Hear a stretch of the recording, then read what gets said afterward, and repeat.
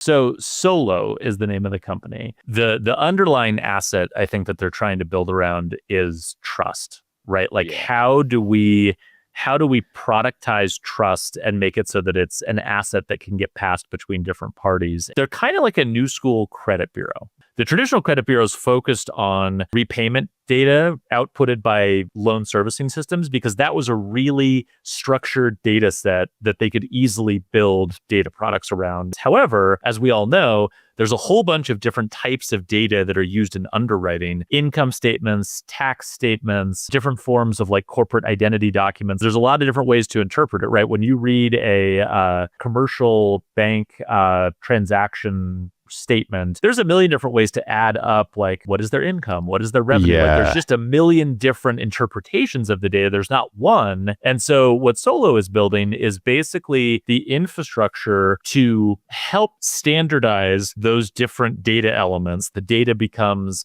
modular, and then make those available for reuse, both for the end customer, so that they can have sort of think of it as almost like a passport that they can take from one lender to another without having to redo everything every single time. And for the lenders, being able to reuse or easily repurpose this data so that, I'm sure you've had this experience, Simon, you go to a bank one time and you enter in a bunch of data, and then the next time you go to the same bank, you have to enter in the same data again, and there's no memory or persistence for that experience. They're trying to solve that on the lender side. And then the last piece, which is tying back to our discussion at the beginning with JP Morgan Chase, is they are trying to create economic incentives so that the lenders that do the verification and initial capture of this data can get economically compensated when other lenders build on their verification work and the work they've done to build trust with the customer. So it's kind of a reimagining of both the economic model and the sort of technical infrastructure of credit bureaus, but in a very like modern context. The initial value, which is